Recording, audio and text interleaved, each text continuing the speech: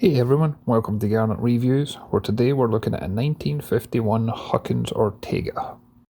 For those new to Huckins Yachts, they're actually one of the oldest boat builders in the United States, and they've been serving clients in Jacksonville, Florida since 1928. We're coming close to 100 years in business, and in that time they have built over 450 custom yachts. Whenever you view the yard, it is incredible to see all the history that's available. From the craftsmanship that's still going on today for rebuilds, to new boats being designed and built using the same technology and design concepts, to all the drawings and photographs that you see throughout the offices.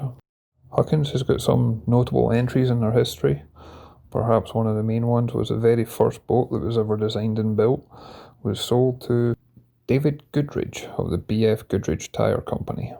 And to prove just how seaworthy and trustworthy the boat was, the owner of the company sailed the boat personally from Jacksonville, Florida, all the way up to New York City in July 1928. During the Second World War, Huckins actually helped design and build PT boats, with 18 of them being in use. And one of the most famous PT boats was PT 101, which was actually commanded by John F. Kennedy, while he served as an instructor at a training center in Rhode Island. Other records for this company is that in 1969, Huckins actually built the largest sport fishing yacht in the United States, and this one came in at approximately 80 feet in length.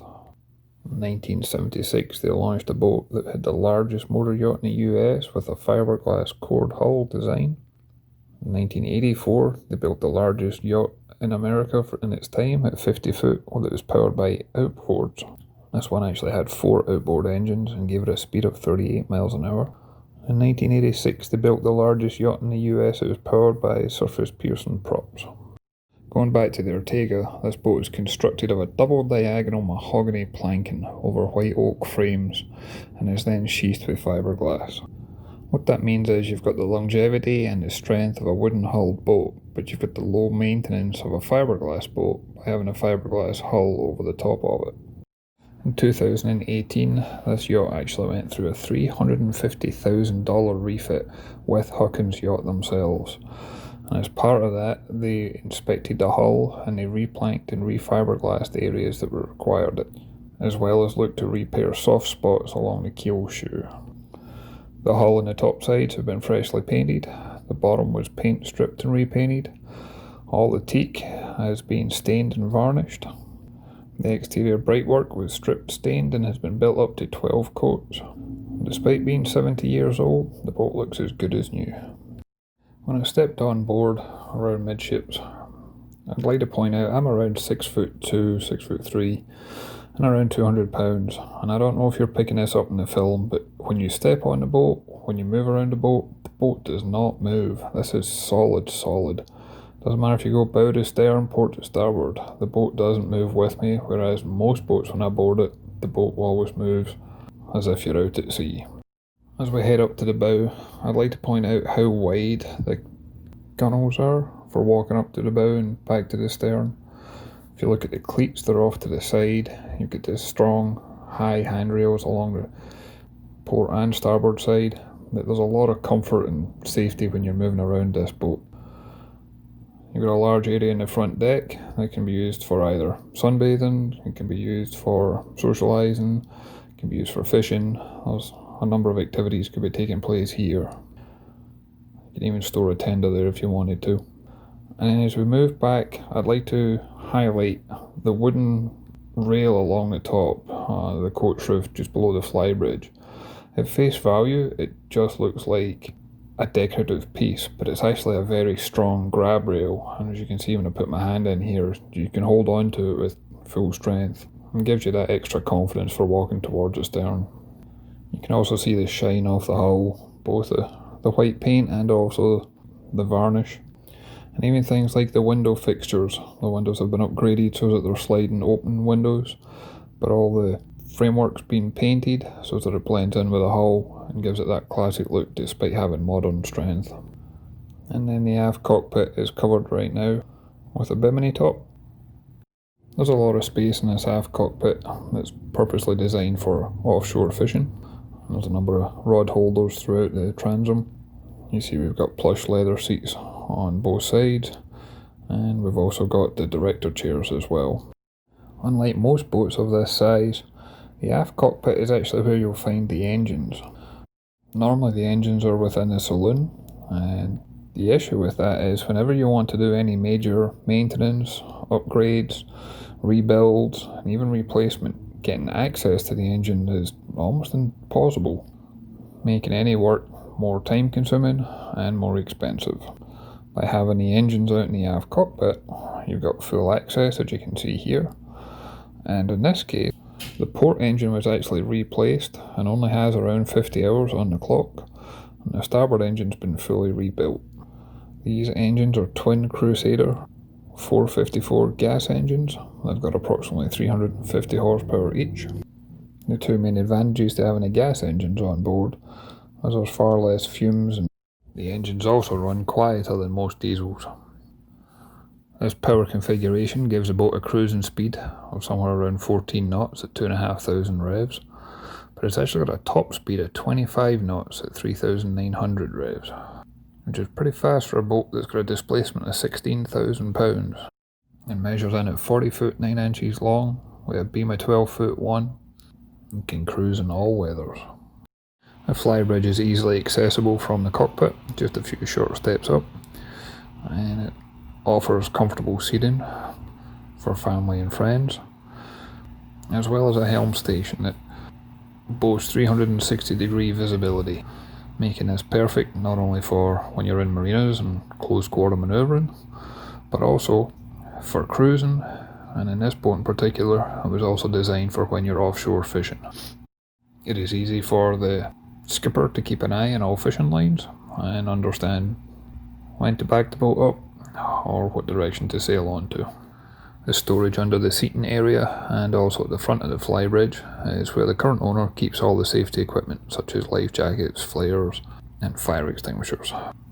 I'd like to point out that the mast that you see here is actually hinged at the base, so if you are in an area that has height restrictions, this should come in beneficial for you. There's a Simrad AP44 autopilot at both the Flybridge and the main helm. Most of the electronics on the Flybridge is running through a Simrad NSS9 Evo 3. This gives you a chart plotter, fish finder, radar, even has a forward looking sonar, and it's all available on the one screen. The advantage of this is it also offers an overlay feature, where that way you can see multiple screens at the same time.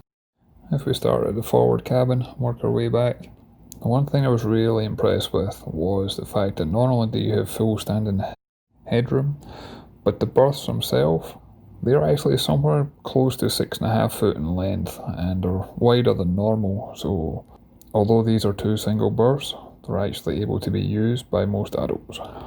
As part of the refurbishment, all the upholstery was replaced, the curtains were replaced, there's a new television in here. Definitely feels like a cabin that would be easy to relax and spend a weekend in. The forepeak offers full hanging storage with approximately 100 cubic feet of storage. There's shelves in there as well, and under each berth there's 4 drawers. There's a hatch as well overhead for both ventilation and also for emergency exit if you ever needed it. The cabin has got plenty of natural light thanks to the windows on each side, but you can also see the strength from the structure of the boat, both from an internal perspective, but also we showed earlier where people could be on the roof of this cabin or perhaps even store a tender on there, things along those lines. But this just looks like a very, very solid and secure boat compared to a lot of the modern boats you see today. As we head towards the stern of the boat, you can see we've got the galley here, and this is a combination of classic design and modern appliances. You got the microwave here, you got the 2-burner electric stove, there's an 8 cubic foot refrigerator. It's actually the original Huckins icebox, and it was converted to a refrigerator over the years, and it now has a new 12 volt unit within it.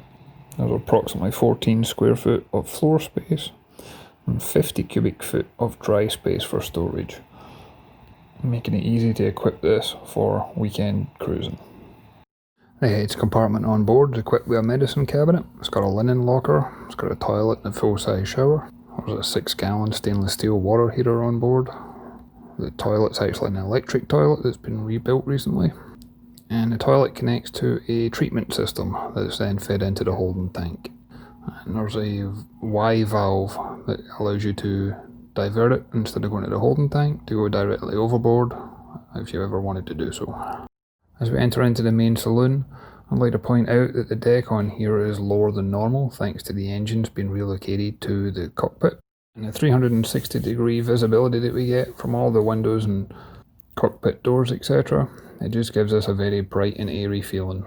All the upholstery that you see has been replaced recently. We also have new television installed. There's a lounge berth to starboard and there's 2 chairs to port. And we have an ice maker here. And we've got the Crusair reverse cycle heat and air conditioning unit as well. As you see from the lower helm, the wheel and throttles, they are very much solid compared to a lot of the modern boats you see today. And as for navigation, we've got the Simrad NS9 Evo 2 at the lower helm, and similar to the one in the Flybridge, this has the radar, the chart plotter, and the forward scan sonar all connected to it, and there can be an overlay feature as well. We also have the Simrad AP44 autopilot at each station. I'd like to thank everybody's time for watching this video. I'd appreciate it if you could subscribe to the YouTube channel. We've got more reviews coming soon. And I'd also like to thank Huckins Yachts for allowing us on board to explore the Huckins Ortega. At the time of recording this, the boat was for sale for an asking price of $175,000, and I'll include details for how to reach out to them if you're interested in viewing. Thanks.